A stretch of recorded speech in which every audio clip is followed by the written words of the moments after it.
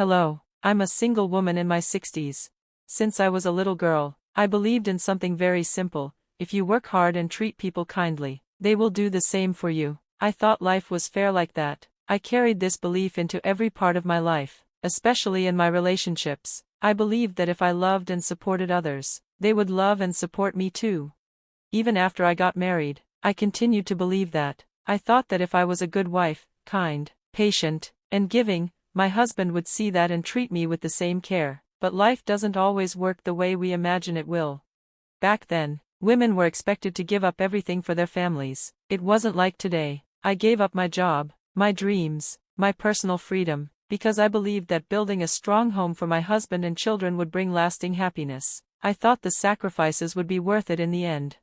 But my married life didn't turn out the way I hoped. I woke up early every day, took care of the home, cooked, cleaned, and raised our child. Yet, all I received in return were complaints. Nothing I did ever seemed to be enough. There was little appreciation, just constant criticism.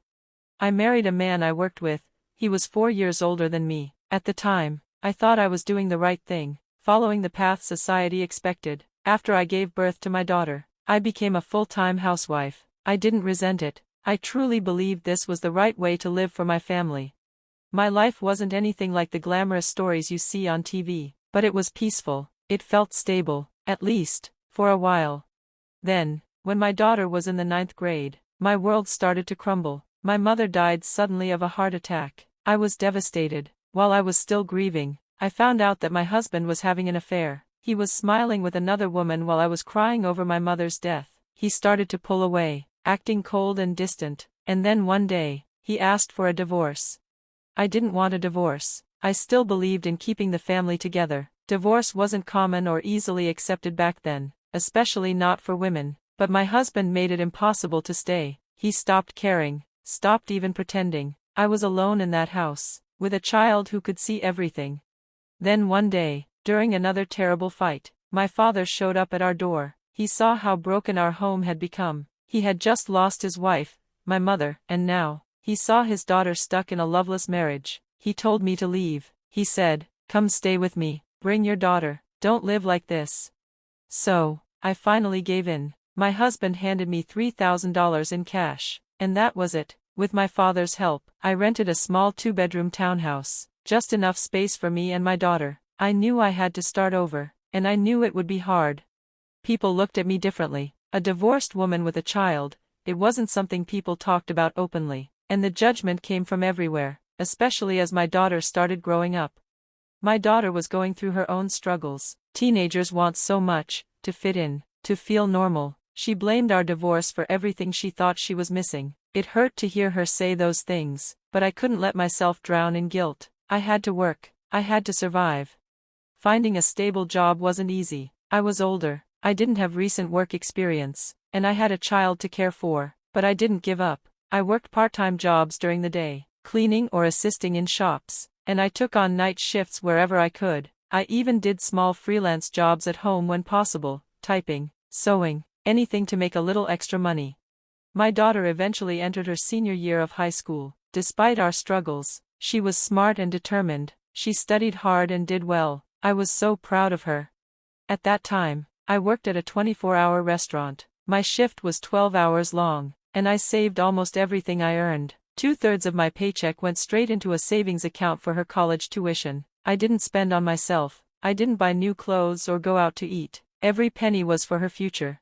People talked. Some of the married men at work made comments or tried to take advantage, thinking I was lonely or desperate, but I ignored them. I kept going, for my daughter.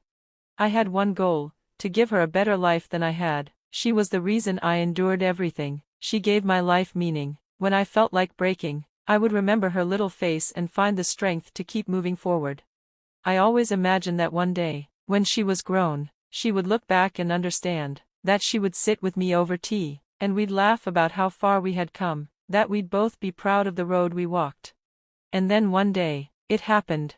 She passed her SE exams with top scores. She got into Harvard University. I cried for hours when I found out. All the pain, the exhaustion, the loneliness, it was worth it for that one moment. She made it. We made it.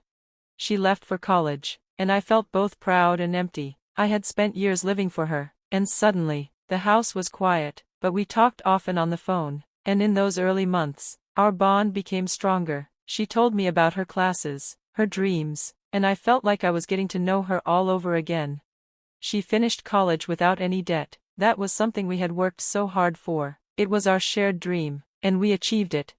I hoped that once she graduated, maybe she'd come live with me again, but instead, she found a job at a defense corporation and moved into a condo near her office. I even helped with the down payment by taking a bank loan. I wanted her to be comfortable and start her life off strong.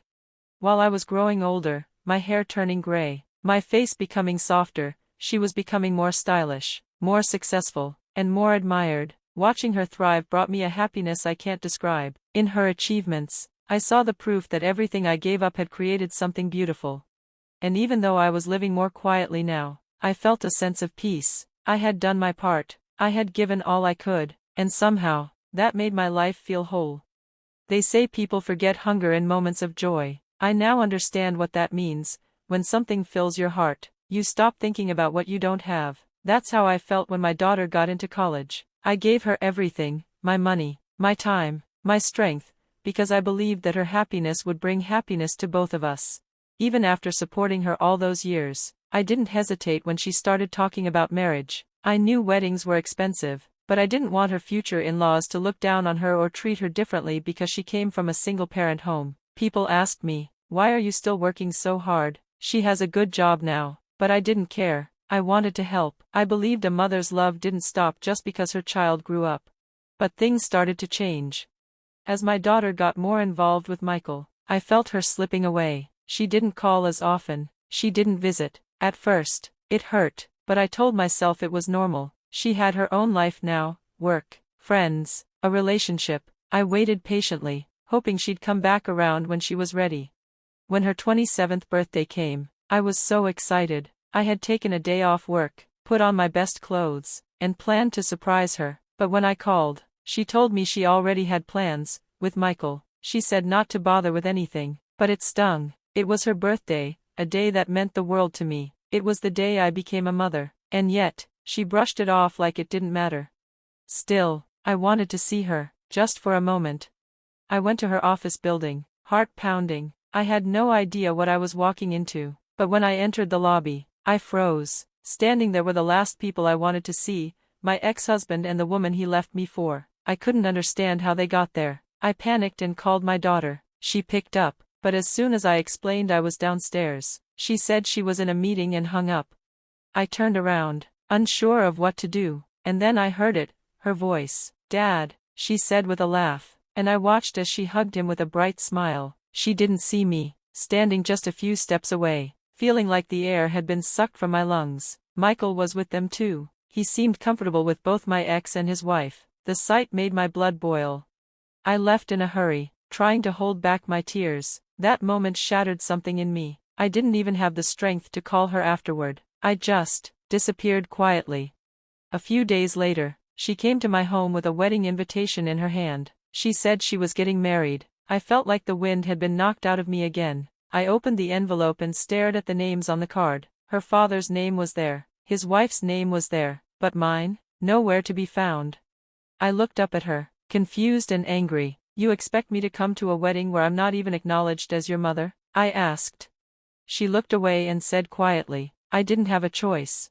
She told me Michael's parents were strict, and they judged her background. She was scared they'd cancel the wedding if they knew the full truth, that she came from a divorced home, raised by a mother who worked in a restaurant. She said her father had already met them, and he and his new wife made a good impression. She didn't want to ruin her chance at a stable, comfortable life. I listened in silence, but inside I was breaking. I reminded her of everything I had done, working long shifts, skipping meals, saving every penny, so she could go to Harvard and build her future. But what she said next broke me. She said, "The past doesn't matter. What matters is now." I had never felt so disrespected in my life. I had given her my everything, and now she was ashamed of me. For the first time, I raised my voice. I told her I was disappointed, not just hurt, but deeply disappointed. She snapped back, saying, "If you want me out of your life, then repay me for everything you spent on me." That was the last straw. We yelled. She cried. And then she left, slamming the door behind her. She left the wedding invitation on my table. I looked at it for a long time. My name wasn't on it. It felt like my existence had been erased. 3 years passed without a word. Then one day, I got a call that my father, who had been living quietly alone, had passed away. I didn't even know he had been sick. I felt like a terrible daughter. He had helped me through so much, and I wasn't there for him at the end. After his funeral, I found out he had left me a small condo. It was a simple place, but it reminded me of how much he loved me. That inheritance, combined with the money I had saved for my daughter's wedding, sat untouched in my bank account. And that's when I realized, it was time to live for myself. I had spent my whole life living for others, first for my husband, then for my daughter. But what about me? I was getting older, time was running out. One day, a friend from the restaurant where I worked suggested I try something new, real estate. At first, I laughed, but she said, "Why not? You're smart, you're strong, you have nothing to lose." She helped me learn about auctions and investing. I used my savings and the money from my father's condo to take a risk. And in a twist I never expected, I became a building owner. 6 months later, I returned from a mountain climbing trip, something I never thought I'd do, and stood on the rooftop of my building, now my home. I had made it. For once, I felt free, I felt full. Then came a knock at the door. I hesitated, tired and unsure, but when I opened it, I saw her, my daughter. She was holding a toddler and was visibly pregnant. Her eyes were swollen from crying. She told me everything. Michael had changed. He became violent, cheated, and then vanished. She had nowhere else to go. She asked for help. She said she knew I had money now, and since some of it came from her wedding fund, she believed she had a right to it. I stared at her, speechless, after everything she had said, after the way she cut me off. And now, she wanted help, not because I was her mother, but because she thought she deserved the money. We argued. She accused me of abandoning her. She cried and begged. She said, "Would you be happy if I died? I have a child now. I'm pregnant again. I have nowhere to go." I gave her all the money I had in my wallet and said coldly, "Take this, but never come back to my house again." Because the truth is, I had learned something important. Just as her life matters, so does mine. I am not a doormat. I am not a savings account. I am a person, with feelings, dreams, and dignity. I watched her walk away with her child, and even though my heart ached, I didn't stop her. She had made her choices, and now, so had I. I still feel sad when I think about my granddaughter. She didn't do anything wrong. She didn't deserve to be caught in this, but my daughter never returned. Too proud, too angry. Sometimes I think, if she had come back truly sorry, asking for forgiveness, not demanding money, I might have helped her. I might have even gone after her horrible husband myself, but she didn't. She erased me to marry him, so she should have stayed happy with him. In the end, both my husband and my daughter turned their backs on me. But now I finally see, the only person who stayed true to me, is me. So if you're like me, someone who's spent their whole life living for others, listen to this. No matter how strong your love for someone else is, don't forget yourself, don't betray yourself, because in the end, your happiness depends on what you do for you. Even though my life may feel like it was only half-lived, I'm determined to fill the rest of it with joy, freedom, and peace. Thank you for reading my story. I hope your day is kind, your heart is full, and that you never forget your own worth. And if you want to support me, leave a kind word, share your thoughts, and press like and subscribe. It helps more than you know. Take care, everyone.